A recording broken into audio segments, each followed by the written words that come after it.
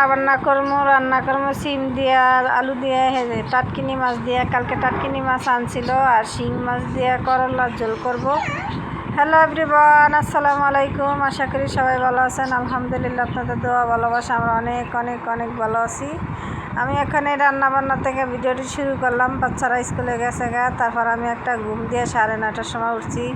উঠটা দিয়ে চা বসাইছে, তারপর ঘর দুয়ার ঝাড়ু দিলাম, ঘর গুছাইলাম, তারপর নাস্তা খাইলাম, খাইয়া তারপরে যে রান্না এই চিং মাছটিরে আবারও খাস্তে খাস্তে বাজারে লবণ দিয়ে ধুইয়া ভিজাইয়া থুইলাম, করলাম। তারপর এখন হলুদ মরিচ মাখায় নিলাম। টাটকিনি মাছে হলুদ লবণ আর মরিচ দিয়ে, সামান্য মরিচ দিয়ে মাখাই নিতেছি। মাখায় টাকায় রাখা এখন এই যে সিম আলু, নতুন সিমটা একটু দাগ দাগ হয়ে গেছে। তারপর নতুন সিম তো ভালোই লাগবে, রান্না করতেছে।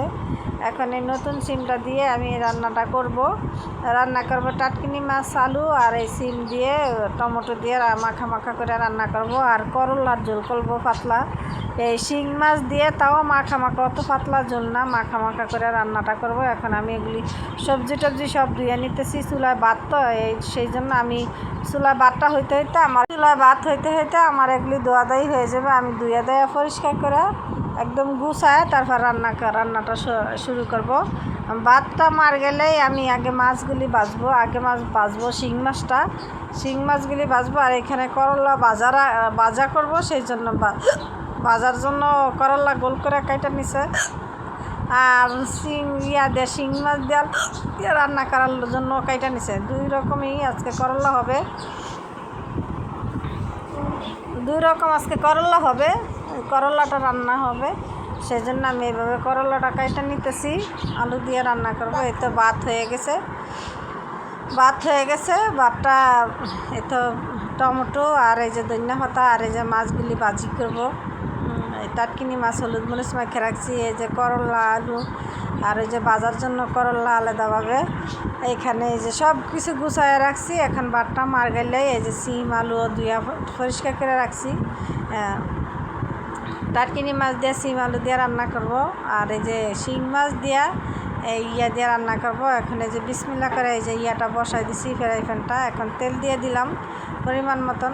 শিং মাছগুলি আগে ভাজবো, শিং মাছগুলি আগে ভাজা তারপর আমি এই যে রান্নাটা বসাবো।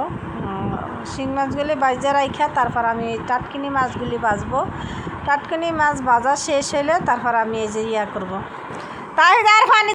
এখন আমার মাছটা দিয়ে দেবো কড়াই, ফ্রাই প্যানে। তেল গরম হয়ে গেছে, হালকা গরম হয়েছে, তো এই হালকা গরমে দিয়ে দিছি। মাছটা একটু ভাজা হবে। হালকা হলুদ মাখছি, বেশি হলুদ দিই নেই, হলুদ মরিচ সামান্য দিয়ে মাছটা মাখছি।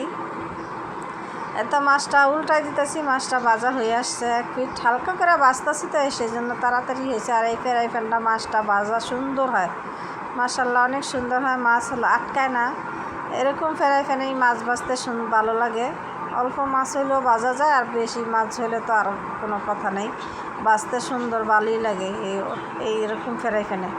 এখন আমার মাছগুলি ভাজা হয়ে যেতেছে একে একে সবগুলি মাছ। আর বাচ্চারা স্কুলে গেছে, ছেলে এসে পড়বে। এর ফাঁকে তরকারি কষাইতে বৃষ্টি এমন নামছে, পরে ছেলে ভিজা বৃষ্টির থেকে ভিজা আসছে। আমি ওর যাই না, আর ওর বাবাও আনতে যায় না, ও একা আসে। আর ওর দুনো ভাই বোনে একাই যায়। আমাদের কাছে তো বাসার পাশে এই স্কুল, সেই জন্য আর আমাদের যাওয়া লাগে না। আগে ছোটোবেলায় গেছি। এখানে যে মাছগুলি ভাজা হয়ে গেছে, এগুলি তুলে নিয়ে আর বাকি মাছগুলি ভাজা নিব। আর এই ভাজা মাছের তেল দিয়ে এই করলা রান্না করবো, আর কোনো আজকে বাড়তি কোনো তেল দিব না। তাই তো এখন শিং মাছগুলি ভাজা হয়ে গেছে। এখন আমি ওই কড়াইতেই ফ্রাই প্যানটা ধুই নেই, পরে এই ফ্রাই প্যানে আমি এই যে মাছগুলি ভাজতেছি।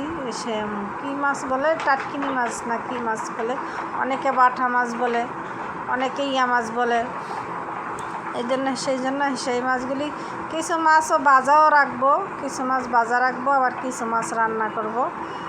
কিছু বেশিরভাগ মাথাগুলি দিয়ে এই মাছ দিয়ে এই শিম দিয়ে রান্না করা হবে। আর অল্প কিছু মাছ দিয়ে তারপর আবার করা হবে। সেই জন্য এখন এই যে রান্নাটা করে নিতেছি। আস্তে আস্তে রান্নাটা শেষ হলে আপনাদের সাথে এই যে হালকা পাতলা ভিডিও আপনার রান্নাবান্নার শেয়ার করি। আমার কাছে ভালো লাগে এভাবে শেয়ার করতে। আর যদি আমার একজন ক্যামেরাম্যান থাকতো বা আমার ভিডিওটা ফোকাস করতে পারতো, তাহলে আরও ভিডিওটি সুন্দর হইতো। আমি নিজে যেরকম পারি ওরকম আপনাদের সাথে শেয়ার করি। আমি কেউ রান্নাবান্না শিখাই না, আর কেউ কাছে থেকে রান্নাবান্না আমি শিখিও না। আমার যেরকম পারি, আমার মাথায় যেটুকু আইডিয়া আসছে ওইভাবেই আমি রান্নাটা করার চেষ্টা করি, সেইভাবেই আমি রান্না করি। আর একটা মানুষ তো মার ঘর থেকে সব কিছু শিখায় নেই, আর আমি সব কিছু আগে রান্নাবান্নাও করতে পারতাম না। আর এই ধরনের মাছ তো খাইতামই না। এই নলা মাছ, রুই মাছ, হেফাজারে এই যে পুঁটি মাছ, শিং মাছ, এগুলি কোনো মাছই খেতাম না। খাওয়ার মধ্যে ইলিশ মাছ, চিংড়ি মাছ, গরুর মাংস, মুরগির মাংস এই খাইতাম। এখন খাইতে খাইতে অভ্যাস হয়ে গেছে, এমন অভ্যাস হয়ে গেছে এখন সবই খেতে পারি। কোনোটা নিয়ে বাঁচা নাই, আর কোনোটা নিয়ে চাহিদা নাই যে এই জিনিসটা খাবো না, এই জিনিসটা খাইতে হবে, এই জিনিসটা খাইতে পারবো না। সব জিনিস খাই।